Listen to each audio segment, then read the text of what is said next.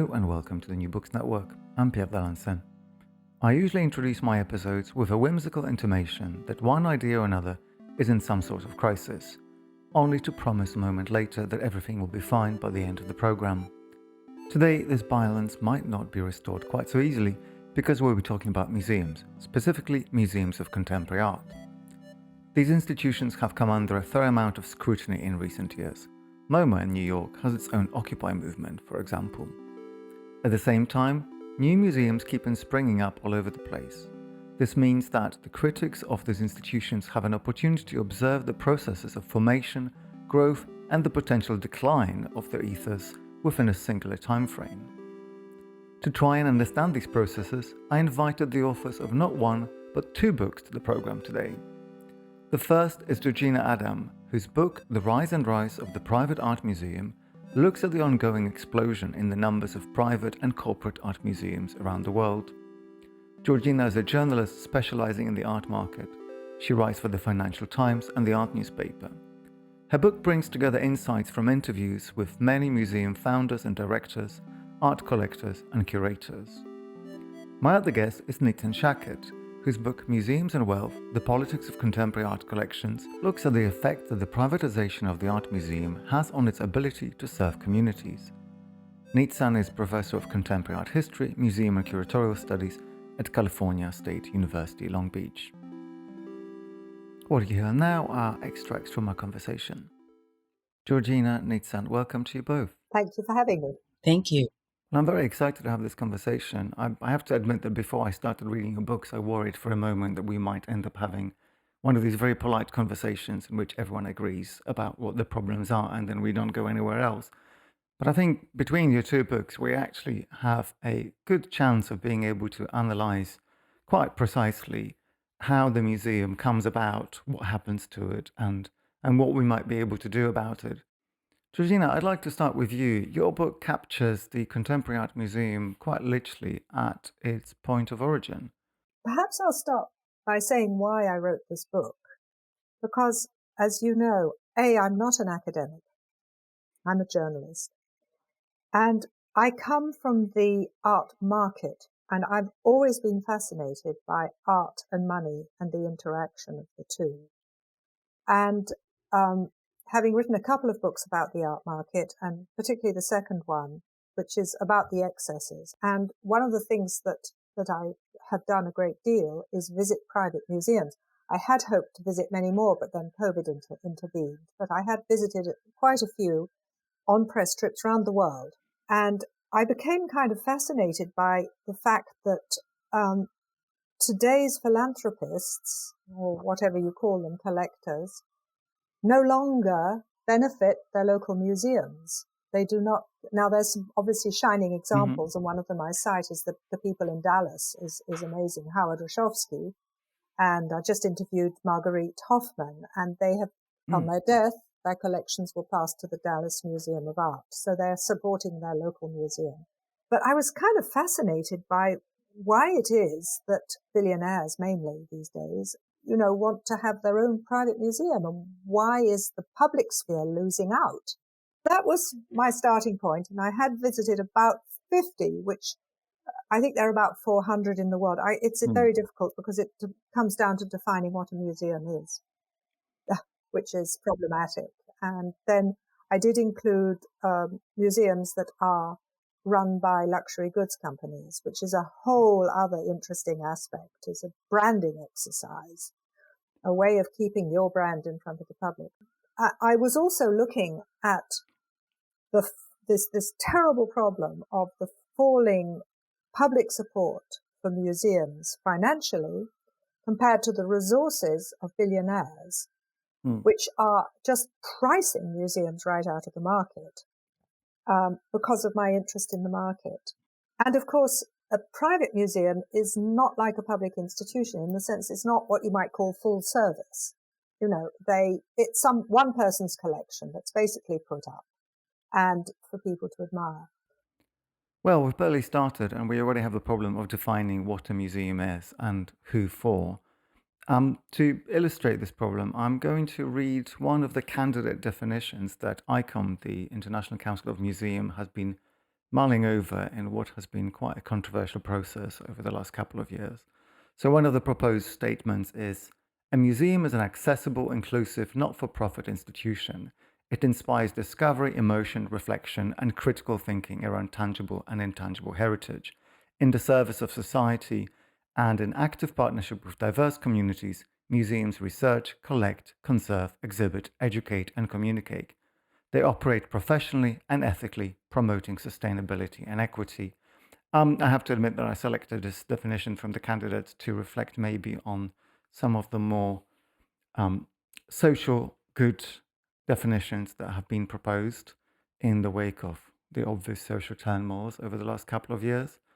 So let's use this to turn to you, Nizan, to try to think about why it is that thinking about the purpose of museums has become so important. For me, as a materialist, I look at the conditions as they are, and the goal really is to describe them as accurately as possible. And that's the methodological objective of historical materialism. Assuming that oftentimes history or reality presents appearances to us, and we're digging for the essence of it. So as a materialist looking at museums, the first question is, how are they administered? How is the funding administered? And so for me, the first definition is museums are nonprofit institutions. Of course, that is, a format or a form that originates in the United States, but it is increasingly mimed in Europe and in elsewhere. And maybe in the United States is where you see the nonprofit system straddling the public and the private domain, in the sense that they are often, if not to some degree, always publicly subsidized. And then to some degree, they are private. Almost all the institutions in the United States, to some degree, are private. So when I look at a nonprofit institution, I'm interested in describing in detail what is private, what is public, and oftentimes things that are considered private from a legal standpoint, I make the argument that they should actually be seen as public, given that they're publicly subsidized. So my interest really is in the administrative structure and the way that this administrative structure drives the outcome of collecting, collections, and ultimately exhibitions. Okay, so we see a bit of a commonality between the public museums and the private museums, and as much as they both ostensibly take the form of non-profit organizations, which of course means different things in different jurisdictions, and another aspect seems to be that they all purport to deliver some sort of public benefit, although as Georgina has noted, that the aspirations might be slightly different in the case of private museums. Well, at the risk of taking us deep into the weeds, then, I want to ask how we judge what public benefit is. It seems to me that we have this conception of public benefit that used to come with the historical museum, so protection of heritage and education. These terms, maybe at least to my memory, appear to have been uncontroversial until maybe 15 years ago. But we're in a very, very different set of circumstances now. I think we once had $1 million question. Now we have the $1 billion question. And I think this is why my book is about collecting contemporary art. And from a technical standpoint, it probably should have been titled Contemporaneous Art, since I deal with collections of art of its time at various stages in history. But of course, the press didn't want to name the book and didn't want contemporaneous in the title. But when it comes to our present moment, there is, as Georgina has written, and I do rely on her work, a boom in contemporary art. And when we have contemporary art, we don't have the historical distance to assess its significance and therefore its status as a public good. So the questions are far more acute. The market is, excessive, as Georgina has showed. And so the stakes are very high to ask about artworks, whether or not they constitute public good. So oftentimes when you look at these private-public partnerships, and they make the case saying, okay, this deserves public subsidy because it's offering a public good. And there is assumption that all private collections are somehow a public good and that the public will benefit from seeing them. And we have to question that assumption. Well, Georgina, I think your book actually asks that question quite directly to quite a number of museum founders, owners, and directors.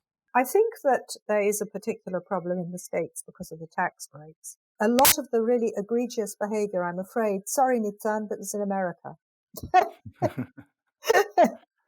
And Senator Hatch actually nailed that already. Right. And my experience of going to museums in other parts of the world is that a lot of these museum owners get no tax breaks. Mainly, most countries there are no tax breaks. So they're doing it for other reasons. Now, those reasons can be, in some cases, admirable. A lot of them come from backgrounds where they had no art. They want to give back to the community. A lot of them do have educational programs. I mean, an example, I think, is the little museum Souche in Switzerland, which I visited, which is a pilgrimage in itself. You have to take 4 trains to get there. Well, it is quite a trip. I just want to say that I'm going to include links to all the institutions, museums, and so on that we discuss in the episode notes. And it's a Polish person, and she shows Polish art, and she has quite an active program for education in this tiny village. So, and as far as I understand, she lives in Switzerland, so I do not know exactly what her tax accountant how he deals with that. But nevertheless, she funds a museum that certainly is of benefit to the small community it's in, I think. I also think about places like the Samdanis in Bangladesh who are building a museum, and they have given a platform for Bengali artists that didn't exist before, because there's no way that a country like Bangladesh can afford to support art, contemporary art. So I would perhaps modify slightly the proposal about the public good and the private benefit, in a sense, to say that it's difficult to generalize worldwide. So now I've also seen, of course, in China particularly, there's a strong real estate link. And there, that's problematic as well. Art is used. But nevertheless, I went into writing this book thinking all private museums are sort of, basically tombs for trophies, as somebody said to me.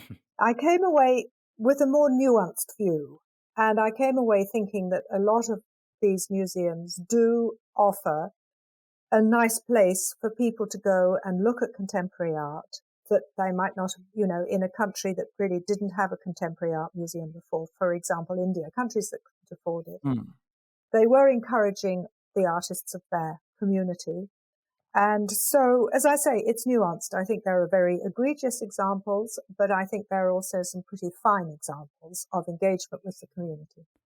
Well, certainly your book, Georgina, is full of examples of this diversity of approaches and regulatory regimes within which private museums operate. But maybe for us to be able to think about how the museum evolves and why we might still need to pay some attention to the regulatory aspect, we could go back to the Medici, as you do, Nizan. And as much as your book is a reflection of our contemporary conditions, I think this historical example is a very potent one.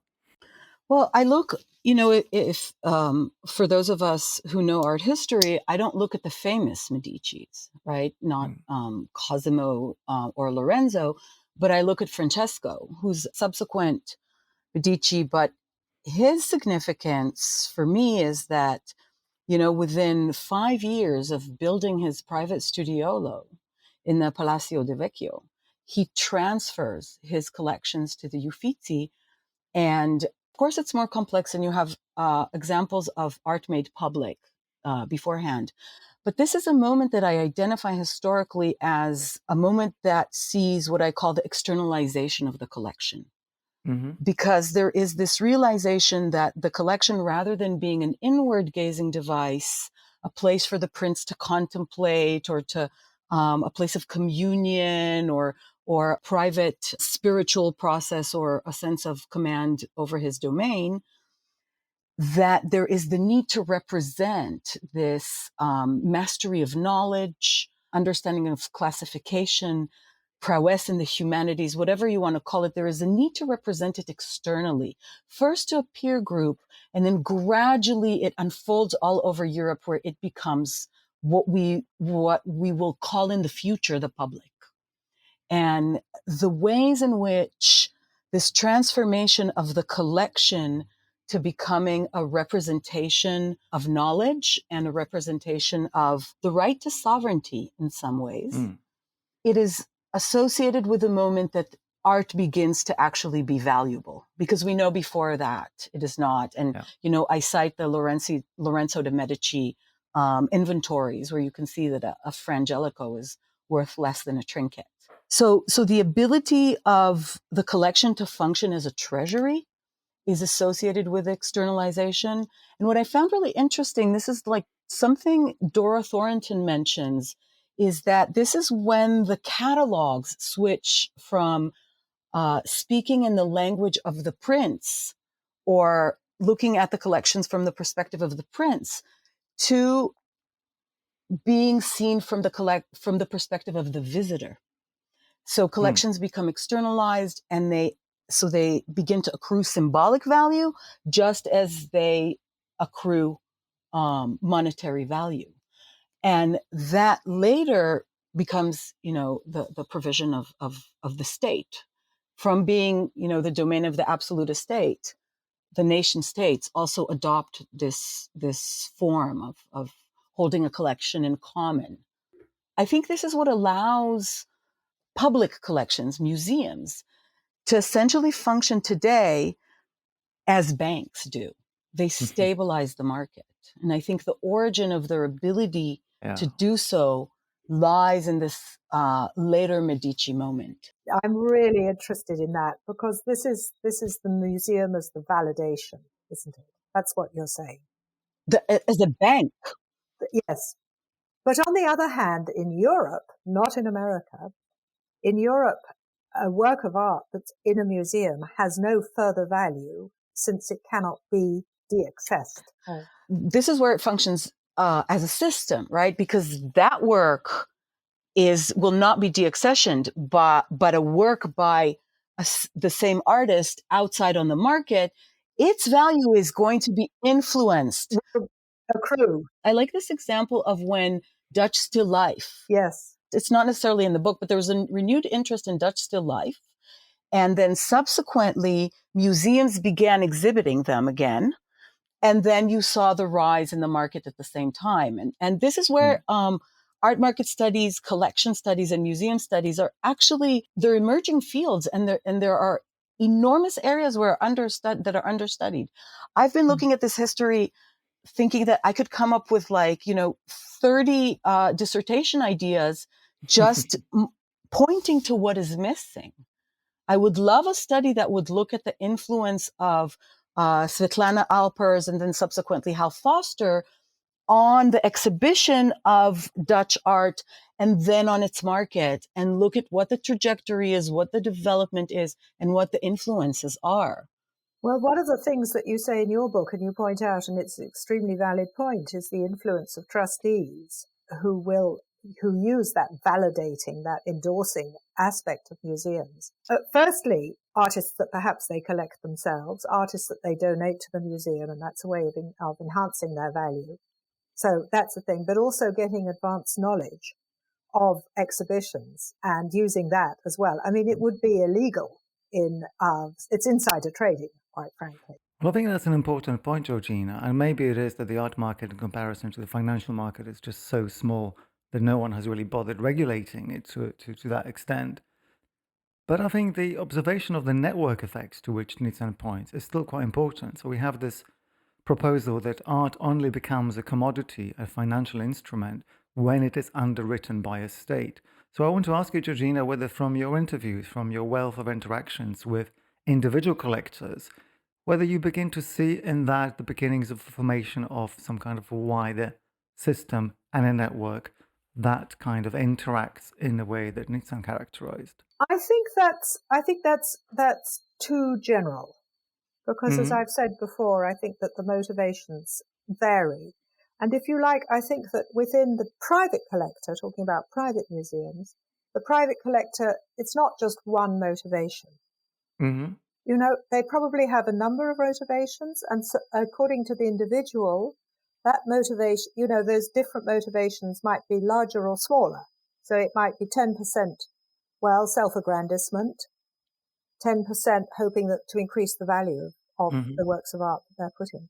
But it's very interesting what you say, because, as you say, something that goes into a museum, it accrues value through the fact that it's been endorsed by a museum. So obviously, if you've got your own museum, it's a bit of a slam dunk. Perfect system. Which is the argument for not giving any public subsidy, because it's already built in. You are, well, for me, the fact that you are this wealthy already means that you're appropriating social value. So let's begin there. But then even putting that aside, the fact that you are able to build a museum and exhibit your art, and for that reason alone, the art is going to go up in value, that should be enough. There should be zero additional public subsidy if we don't even go ahead and change the system that has allowed these people to become very wealthy. Because when Georgina speaks about countries that can't afford the art, but individuals that are citizens of this country that can afford to build a museum, then we have, you know, we are already looking at a sign of deep social crisis. Yes. I mean, it's interesting because I did ask that question, you know, well, why don't they just, instead of building their own museum and put, you know, why don't they support the local state museum, for example, in India or in, I think it was in Malaysia. And it was interesting because the collector said it's a terrible problem. There's terrible conservation problems in the state-run contemporary art museums, of which there are a few. You know, they've got rats in the basement. You could also see things actually physically disappear. I mean, it is about controlling your collection. In some countries, that donation to a local state-run institution is not necessarily a good outcome for the people who genuinely actually want to show their collection, who want to encourage contemporary artists from their community or from their country. So it can be complicated. I think the situation in America is really quite specific in the sense that I don't think any other country except France for enterprises, for commercial enterprises, gives such enormous tax breaks. And I think this slightly skews the picture. But just I wanted to say one other thing that I think is really interesting. Haven't had the time to check back this figure, but apparently more museums have been built this century than all the museums that were built in previous times, which is extraordinary. I think it's a sign of a time. I think it's to do with the polarization of wealth that we're seeing. I just think it's absolutely intricately linked with that. But what Nizan says is right. There's a bit of a fail on the part of publicly funded institutions. I know that in America you have a different definition anyway. Why aren't they attracting private donors into their? Why does a private donor have to build their own museum? Why don't they give it? So I think that's an interesting aspect as well. Well, maybe Nizan is going to help us here, but I also want to ask a very, very simple question for the avoidance of doubt for our non-American listeners. Nizan, why is an American museum always private, even when it is ostensibly public? Well, I mean, I think it has to do with the history of the American institutions. They were originally built as private institutions. And this is one of the things I actually look at in detail in different contexts, is this demarcation between what is considered public and what is considered private, and at what point. And when you look at the history, and I predominantly use Morton Horwitz, who is a legal scholar, because these distinctions happen in the law and in tax law and in policy. But you can see that the terms have fluctuated dramatically over history, and they have even flipped almost. So if you look at early English tax law considers all taxes to be sort of donations by private individuals. Yeah. I mean, I won't get into all of these details. One of the things that I show in the third chapter, this kind of continuation of the trajectory of the Medici externalizing the collection, is from there on you see it's increasing externalization. So the definition of the public becomes more and more broad, who is included in this demographic, the need of first the absolutist state, then the nation state, to use the museum as a kind of educational device. Yeah, and to give the notion of the nation, The wasn't it? It was nation. very much Yeah. sort of pride in the nation, and to give a sense of national identity to the to the people, but also, exactly. you know, as Alan Wallach says, you know, to give the bourgeois, the rising bourgeoisie who are not an aristocracy, a coherent sense of identity as well. So they function in some ways, like Bourdieu has showed, as you know, mechanisms to stabilize the social contract by actually maintaining class stratification between ruling classes and the masses that they aim to educate or indoctrinate through these institutions.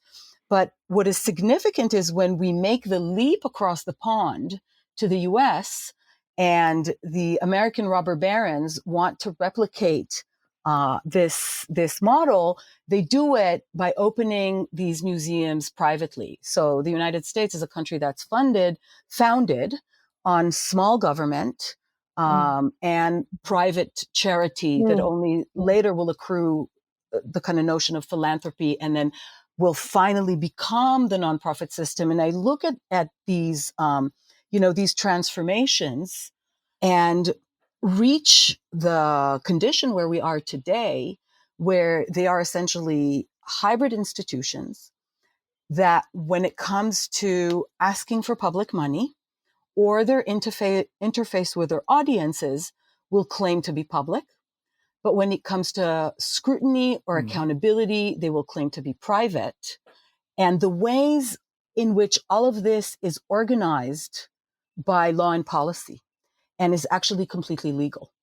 And then those who have access to lawyers, accountants, knowledge, have the ability to basically control the system and use it for their own benefit. And so the typology of museums range from, you know, private foundations, and then all the way to really the only public institutions in the United States are the Smithsonian institutions, but they all will have foundations through which they will funnel private donations, because there is not sufficient government funding. There never was. I will make one more statement about the fact that this is why the chunk of money that is the tax deduction or the tax defrayal, the status of that money is actually still in question. We don't have a concrete answer whether that is public or private. We have an argument on whether whatever the donor would have paid in taxes, and now they're going to be giving in form of money or in form of art or in form of opening their own institution or opening their own wing, the status of this money, because we don't know what it is, we have an argument about who gets to control what kind of content we're actually what art are we going to collect and then subsequently exhibit. I mean, I do think there's a broader problem. To come back to this question of this money, is it's not only in the cultural field. It's a legal question. It's a huge question. I mean, education, particularly in America, is the way that people with colossal amounts of money can influence government policy in all sorts of domains in culture. Absolutely. And one of the things that certainly bothers me about private museums is that they can set a cultural agenda. They are setting a cultural agenda. And they are. I mean, come on, is Jeff Koons really the most significant artist of our time? Excuse me. George Baselitz? Do we need public subsidy for George Baselitz? Christopher Wall? Well, this is precisely where I hope our conversation would go. More names, please. We most certainly do not need 43 or 44 Gerhard Richters in San Francisco. Is that what the people of San Francisco need?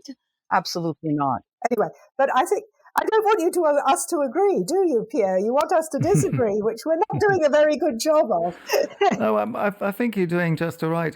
I sense, Georgina, that you're a little bit resistant to accept Nizan's premise that everything is corrupt almost by design in this universe.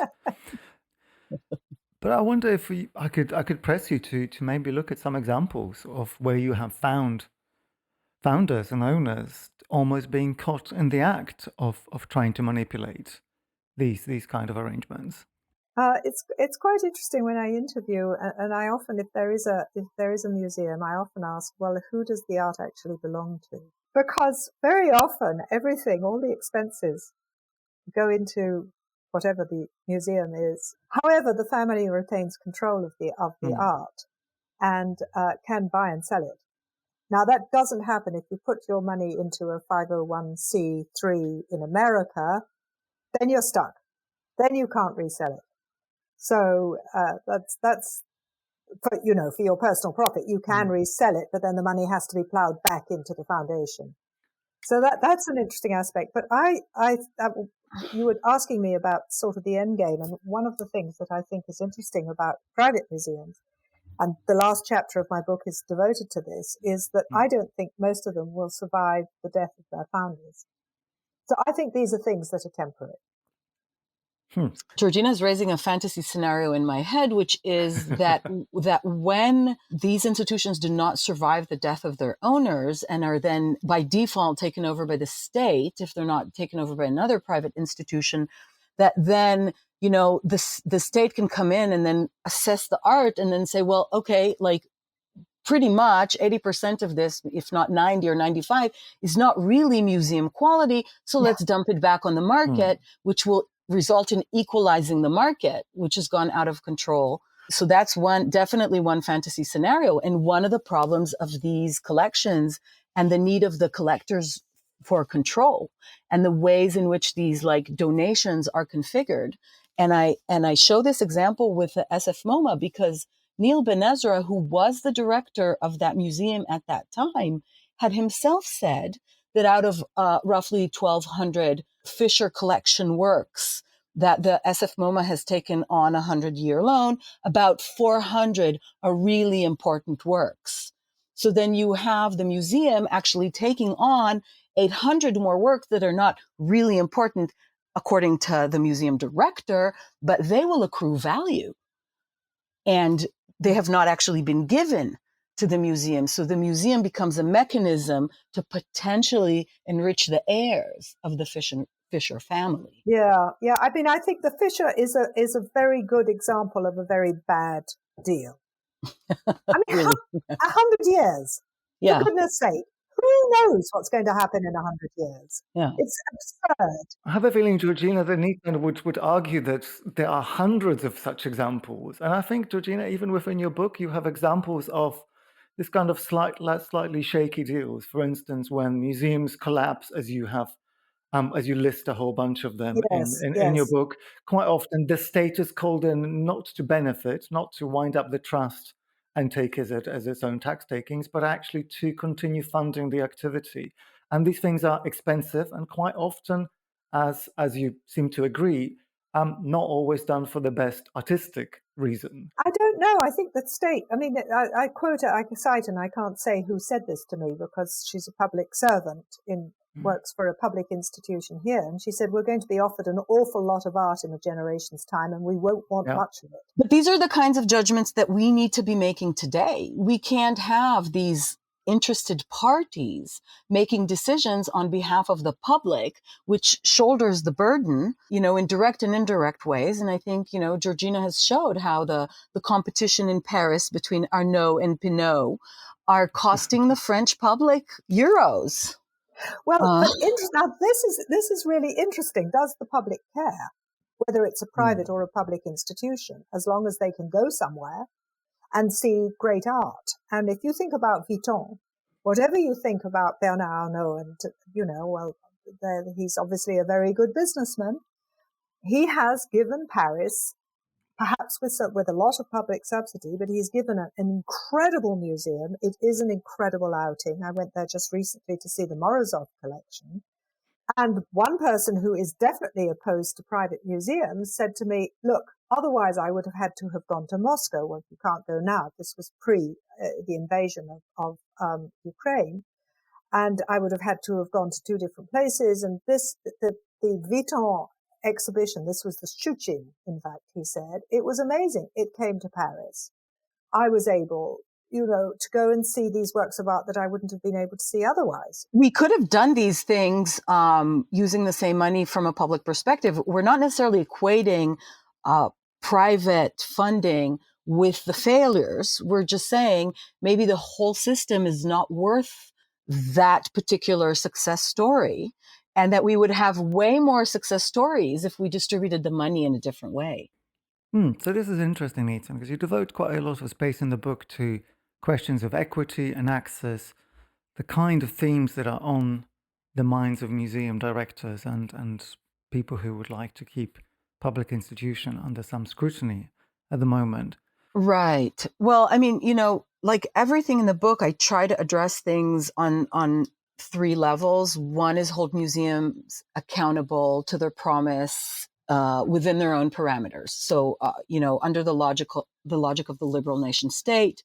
The second, to look at how they influence ideology. And, I want to add, because Georgina mentioned, they're shaping culture in many ways. And it's interesting to see how Donald and Doris Fisher and Eli Broad, two mega collectors, with the stories of Eli Broad's private museum and then the Fisher donation to the SF MoMA, are both proponents of charter schools. So they're also using the nonprofit system to privatize public education, so to speak. And so you have this type of ideological control that now we know is also publicly subsidized. Really, the objection is to an economic structure that facilitates this kind of wealth accumulation and the ways in which museums have become conduits in a system of wealth accumulation. And since a system of wealth accumulation necessarily relies on exploitation, and that we now have this understanding of what Cedric Robinson called racial capitalism, the fact that classes have always been stratified, further stratified. The working classes have been further stratified by race and gender, to basically make the claim that, look, this kind of wealth accumulation necessarily relies on inequity. So how is it going to deliver equity? It might be able to deliver an appearance of equity. And this is really when you look at the attempts to diversify, quote unquote, museums, which works on the level of collections, display, and also personnel who work at the museums. And we know from studies and from the naked eye that museums are extremely undiverse. They are representations of a history and contemporary condition of white supremacy. And how do we change it? This is the burning question on the minds of so many people in the field, ranging from art history to the vast field, right, of all the overlapping fields that meet around museums. And you constantly see people seeking the answer from the top down rather than from the bottom up. Oh, we'll diversify. We'll just, we'll make it seem as if the distribution of demographics within these fields echo the distribution of demographics in society. But really what you have to do is solve the social inequity, which doesn't mean we don't work on diversity all at once, right? We're not doing this kind of like 90s against diversity. Diversity is extremely important. So, if you have, the example I give to my students is if you have an internal problem that might be causing a rash on the surface, you fix the internal problem and you fix the rash both at once. I think this is a reflection of kind of a chicken and egg problem that we always encounter in the cultural field, where we don't necessarily know whether we're trying to fix our institutions or whether we're trying to change the world by other means. And I wonder whether this is a good moment to ask Georgina to reflect on the explosion of the museum world in China, where I think the scene is so young and so dynamic that we really get to explore the political aspirations of museums almost in real time. There was at some point they said they were building one a day. But of course, they are playing catch up because they didn't have, and they have a huge population. But a lot of these museums, it's quite interesting actually, because the state-sponsored museums, for a start, they haven't got collections, because everything was eliminated during the Cultural Revolution, and so everything was smashed. So the state hasn't really got collections, apart obviously from what. They have some, but what for contemporary art they don't. And they don't really, what the best way for them to solve it was to find collectors and then give them a tax break on opening their own museums. So this is exactly the kind of American model to a certain extent. But what I'm really interested in, and you do note this in the book, is how the politics of this plays itself out. You note in the book, for instance, that you've observed that some of the maybe not so state-friendly artistic practices are treated at an arm's length by the state. Yes, So a yes. private collector, a private museum can take on certain political risks that a state-controlled museum wouldn't. And I'm sure there are very quickly limits to all of this.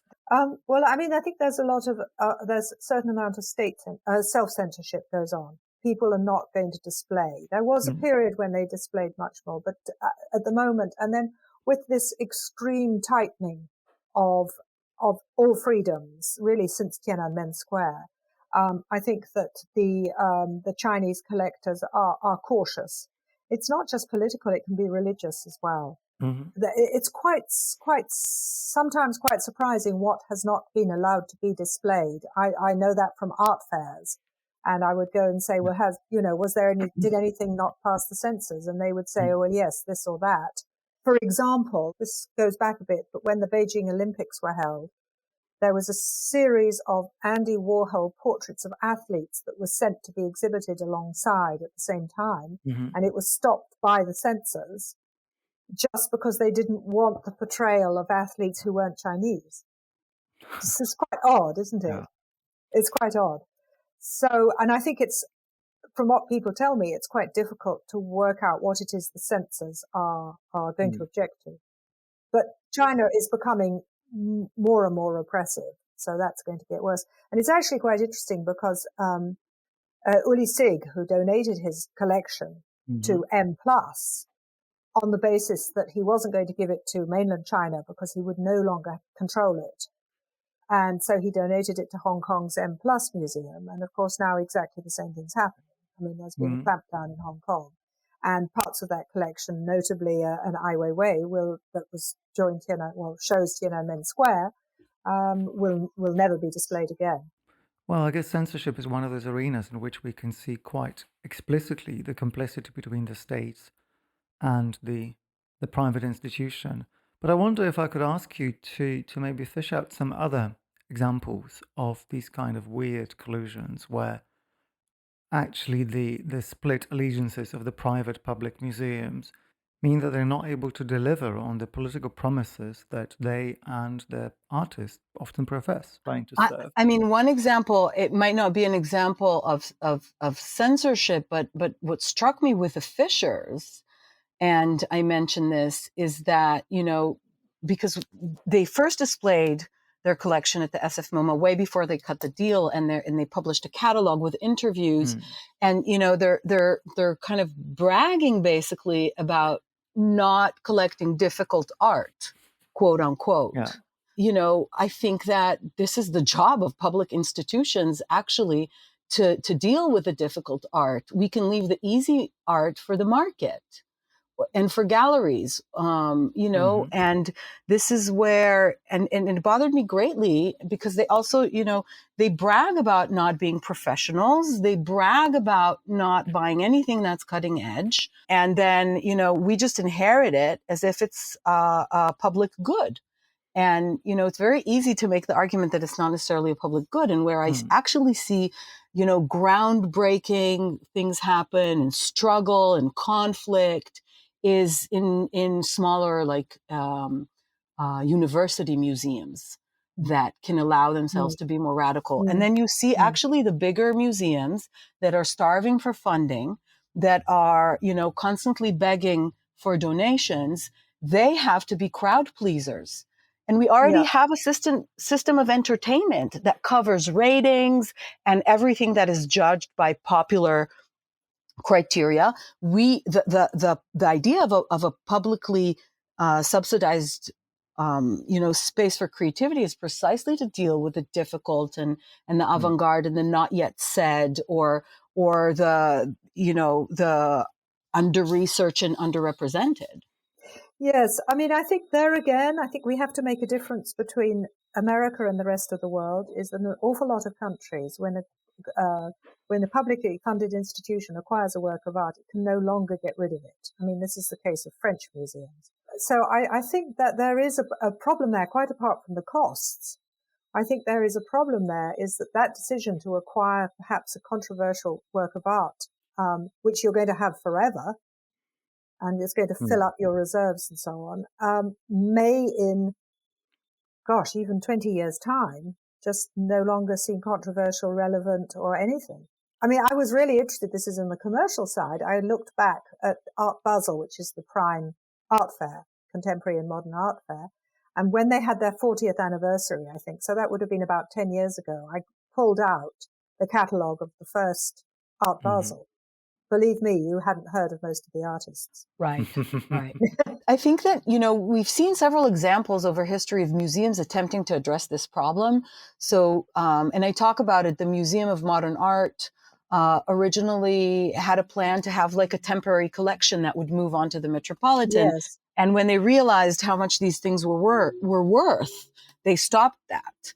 Marcia Tucker tried that with the new museum. I think, we have the Luxembourg and Louvre had that arrangement originally as well.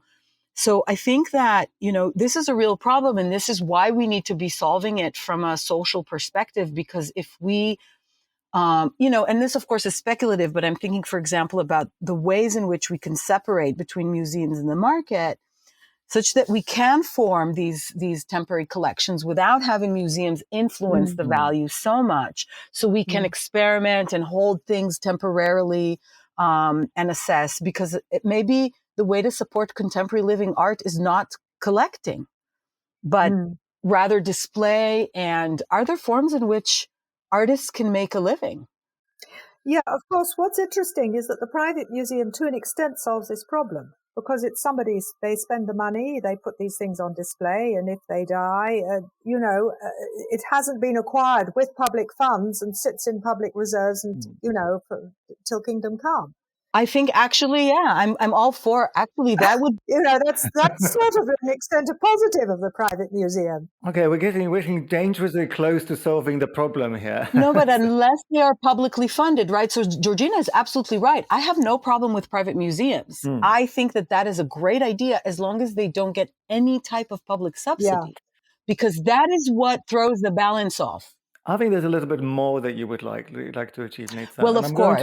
I'm going to ask Georgina to dwell on, I think, what is yet another example of these things bleeding into each other. So, Georgina, you do include corporations in your study of museums, particularly French ones. And it's kind of obvious almost from two words, but brand alignment, branding through art, art washing. It happens at every time. There's a reason that arms trade money sometimes funds contemporary art, but there is a kind of really weird and quite crushing effect that you see that your fashion brand, your belt, and your jeans will be somehow deciding what art is there for posterity. Yes, and your handbag is by Takashi Murakami, and you've got so many artists who are designing. On the other hand, who better than an artist? They possess the visual, they can make something with impact. So, I mean, I have no objection to artists making money. Absolutely none. I mean, this is great. I mean, everybody else makes money out of them. So, well, that's definitely not the objection. It's a difficult one. I went into, I can't remember, I think one of those very cheap shops, and there were Jeff Koons T-shirts with a Koons on it, and you could buy a Koons with a balloon dog on it. And I had two reactions. I thought, this is disgusting. And then I thought, well, on the other hand, we can all have a Koons. So if you should want a Koons, I mean, he's not a great example, because I'm not a great admirer of Koons's late work, although I like his early work. So, I mean, I think these are really complex. There's not an easy answer to any of these problems. Well, maybe we should spend a moment trying to think about some of the changes that museums have undergone in recent years. I think there's been a few reasonably high-profile cases addressing individual museums since maybe the Me Too movement and the BLM protests. So I'm thinking in particular of things like Warren Candace, trustee of the Whitney Museum, being forced to resign and then divest from his holdings in the arms trade. I'm thinking of one of the directors of the Serpentine Galleries, Jan Appeal, being forced to resign in the context of being found to be linked to an Israeli security company. And of course, there is the quite substantial set of changes to do with the Sackler family and the oxycontin scandal. So of course we've seen quite a lot of changes to individual institutions, but I have a feeling they still, at least in Nizan's view, would probably fall somewhat short of the kind of changes to the scrutiny systems that we are thinking about. Well, I think, I think that the fact that there's much more scrutiny about where the subsidies are coming from actually might cool down the arms race between museums to have ever higher audiences, and maybe that's not such a bad thing. I'm celebrating these pressures because, Warren Kanders didn't just step down. This was a response to pressure of a number of organizations that came together, spearheaded by Decoloinise This Space. And they targeted him. This is not a personal targeting, right? He's being used as a model for the type of donor that populates these boards. And, the most egregious example, but echoed by the Sacklers and many more. And with the agenda that we start to ask where the money is coming from. And with this idea that if we start to dig a little, then we're going to end up asking, what are the systems that allow this type of self-accumulation? And what is the role that museums are playing? Because they're being quite willing partners in this regime of wealth accumulation when they they cultivate these donors, they need them, and then they supply the art washing and all the assistance. But, pressure by Decolonize This Place continued because they, and this is significant, because they have this initiative called Strike MoMA, which is with the agenda to, quote unquote, abolish MoMA that is ongoing. Now, I have to qualify because I'm someone who greatly admires this effort, even though I would personally not strike MoMA, especially if you look at this book and how much time I spent in their archives. And, I am as a colleague noted, a big lover of museums. And so, I think that these pressures are important because they might not sound realistic, but they move the lever and they reveal the underbelly, and then they help us form solutions. And they help us negotiate across this kind of range of positions that wants to completely abolish the museum, and maybe helps us look for ways to make it more egalitarian by asking why this reliance on wealth, where does wealth come from? And then how do we administer them differently? And that's really the question for me. I tell you what we haven't discussed at all. And I think that perhaps we should just mention the fact that a great museum has an impact economically on the country by attracting tourists and so on. And so we do have to think about that. And if they decide only to put on exhibitions of local artists, diverse local artists, that they will lose some of that. Now, you can rail against it, but it's a fact.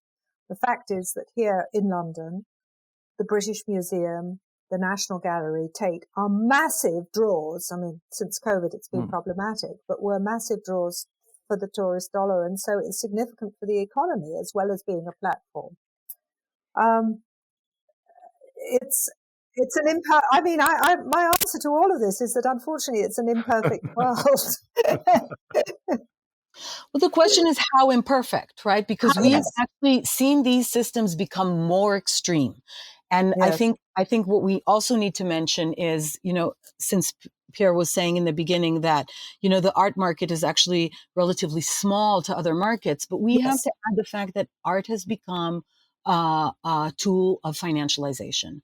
And since asset class art has been they developed tools to collateralize it, and for contemporary art to become asset class museums are very much needed, because, Gerhard Richter would not have been Gerhard Richter without the nonprofit industry that culminates with Benjamin Buchloh. I think is responsible for much of the kind of intellectual significance and therefore the symbolic power of a Gerhard Richter to, suck and accumulate so much value that, and it's being propped up by an international system of museums and then allows the objects to be financialized and for private individuals to borrow money and to reinvest. And so financialization amplifies the size of the I market. can't disagree with that. I mean, and we are seeing very much more financialization in the contemporary world. I can't disagree with that. This is why I came up with this idea. This is, where it originated, that I thought well, if this is where the big money is circulating and if the secondary and the resale market is where the big, margins are being made, why not we tax that market and then use that to fund the field, which is losing out on all the privatization. So this is one of my ideas, which it's been tossed back at me that it's a reformist idea, but the idea to tax the resale market for art. I think it's really interesting. I think the problem is that the art market remains something that's very intimate, that's very, and that the authorities in countries have actually no real interest in attempting to regulate or tax the art market more because A, it's small, B, it's complex because you're dealing with disparate articles, so this is very difficult. I think governments just don't see it as a priority. I just don't think the art market is seen as a priority.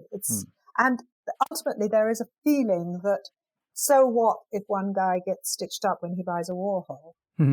Well, that's chimes in with my experience of having worked in the financial services, where the regulatory environment is completely different, but for the very simple reasons that when things go wrong, they affect the entirety of the population in one way or another.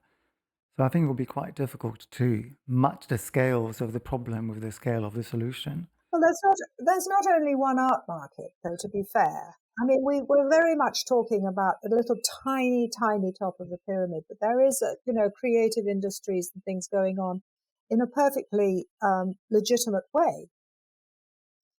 What we're talking about is a few billionaires and 25 artists in the world, or maybe 100, but no more.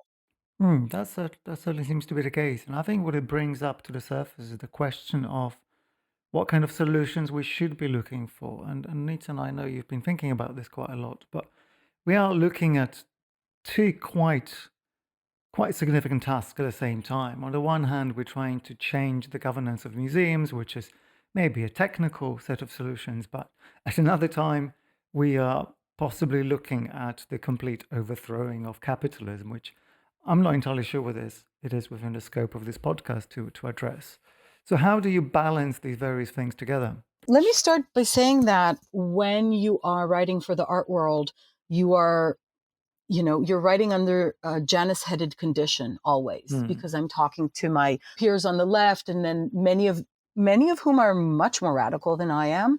Yeah. And then I'm also talking to a very liberal art world that accepts the nonprofit system, that believes in its potential to deliver democracy, and that find the most urgent effort to be diversity, and they're focusing on that, and they're not implementing structural changes.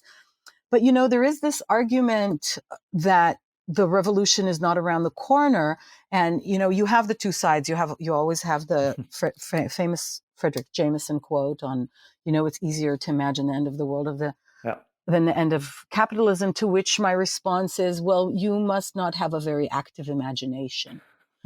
We witnessed a scenario where, what if Bernie Sanders had won the election? Well, I looked through the Green New Deal, for example, and there's no mention of art or museums within it. And as Georgina mentioned, we have quite a lively tourism industry that is related to very directly to museums. So I don't think that the question of making museums more equitable or attempting to transform museums into machines that will redistribute wealth rather than aid in its accumulation, I don't think these ideas are so radical and so not around the corner. And the agenda of this book is to put the discussion on the table and to start to, I call them blueprints for the future, because, well, we can't wait for the revolution and then think about what to do when we get there. We need to start to have a variety of plans and ideas, on various scales that we can put together once the ice caps begin to melt and the waters begin to rise. Oh, well, I don't know how much time we really have left for this, but I'm going to try to suspend my disbelief. I'm going to take you at your word that there is a way to overcome the resistance of institutions to change, even though you do acknowledge in the book that most of the actors involved in the museums are, to a certain extent, complicit with its problems, sometimes unwillingly, sometimes unwittingly, but quite often through quite clear chains of self-interest. But all that aside, what is the elevator pitch for reforming the museum? Yeah, I think, there is a global movement pushing to prevent this type of just rampant wealth accumulation.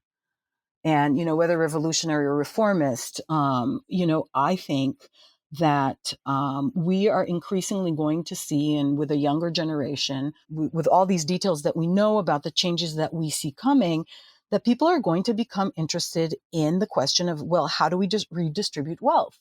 And if collections are treasuries, and if these are treasuries that are supported by state institutions, how does the state institution then partake in this larger project of equalizing or of delivering more equity?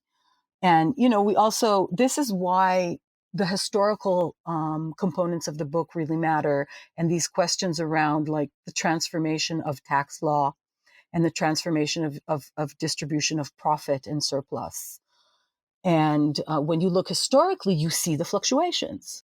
But we have seen tremendous fluctuations in how statutory and common law address the public-private distinction, what is considered to be taxable or not taxable, who owns what, et cetera. So there is absolutely no reason why social pressure might not lead to demands to equalize this field. And then if you look at, and then we're going to stand there and look and say, okay, where is wealth being held today? And one of the places that wealth is being held is art. So, how do we regulate the art market? I think that essentially, as long as museums and the art market are connected, and they always will be because they hold the same objects. Yeah. Collectors and these institutions that are semi-private, semi-public hold the same artwork, whether it's on, at the top of the market or the middle of the market, because museums now are collecting in the middle of the market and predominantly by donations. Well, they've been priced out. Yeah. Well, see, to some, this could be a sign that the market is in fact functioning perfectly well. A little bit of government subsidy, public subsidy, makes the market go a long way, and then the market looks after itself. And I wonder whether, to finish, Nizan, I could ask you to think a little bit in conceptual terms on what it is that we could learn from the financial markets and their regulation that could give us some hope and shed some light on what it is that's happening in these weird parasitic symbiosis between the public and the private. Yeah, because the financial market has a liberal understanding of how the market functions, and we don't. And one of the claims that I make is that I mean, I'm not making it myself. I'm relying on the work of economists, John Smith, who wrote Imperialism in the 21st Century, and Tony Norfield, who wrote The City, and the financial market, and also the leaders, the financial leaders in governments, have a belief system that is hypocritical. They take from Adam Smith the notion of the invisible hand of the market, but they don't take from Adam Smith the notion of productive and unproductive labor. And so their measurement of GDP is essentially flawed. They double dip in their measurements, and the appearance of the market doesn't correspond to what its essence is. A lot of there's the representation of value that doesn't actually exist. Yeah, I mean, the phantom value is possibly the artwork's most favorite thing. But I did actually want to ask you about this because you devote a little bit of space in the book to an extension of value theory, which I found incredibly useful. I had a double motive. One of them was to try as much as I can explain value form theory in simple terms, so it could be translated and explained to a larger, liberal art audience, because the majority of art audiences have that liberal framework, materially and economically, by which I mean, they buy into this assumption made by, everyone, that, art generates the economy. The mantra, art generates the economy. You will hear city boosters, you will hear state governors, you will hear museum directors, and this is the justification when they're asking for public money, because as the NEA likes to show the statistic, for every public dollar you get 9 private dollars. So I rely heavily on the work Dave Beach did, and he did excellent work on the question of the exceptionalism of art to the commodity form, and he works with the distinction between productive and unproductive labor. But the one thing that he leaves out, because he comes from the perspective of art, the question of the status of the art object, and I come from the standpoint of institutional analysis, and he doesn't address the role of the museum in stabilizing this circuit of art and money. And so that's what I add to the picture. And then, with this understanding that art is not a regular commodity and that it itself does not produce value, but art is part of the level of exchange and distribution of value that's always made in production, in situation where you have surplus value created by abstracted living labor. And of course, what is important to understand when you have a society and an economy is that these things are not qualitative. It's not that productive is necessarily better. It's just a means of measurement and a means to say, we need to know what is productive and what is unproductive so we can measure, so then we can distribute, because there are a lot of activities that are absolutely necessary, without which we will have no life, which don't produce value. So value production needs to happen in order to be redistributed equitably between all these sectors. And but the illusion in the liberal framework, in the liberal worldview, is that any type of economic activity is actually adding value. And what it does is actually it moves value around.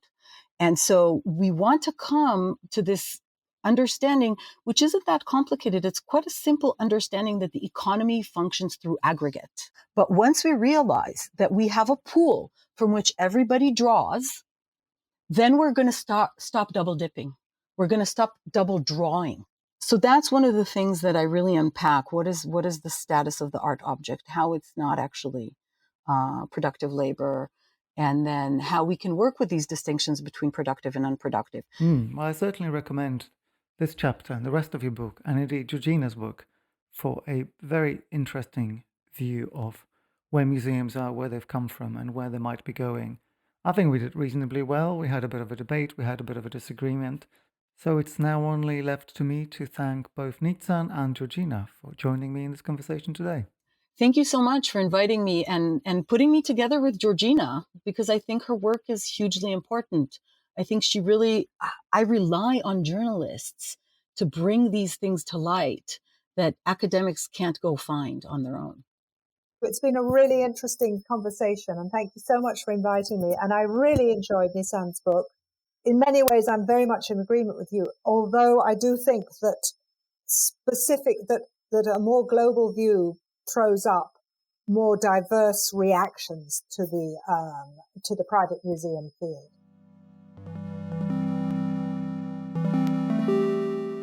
Museums and Wealth, The Politics of Contemporary Art Collection by Nizan Shaked is published by Bloomsbury, and The Rise and Rise of the Private Art Museum by Georgina Adam is published by Lund Humphreys.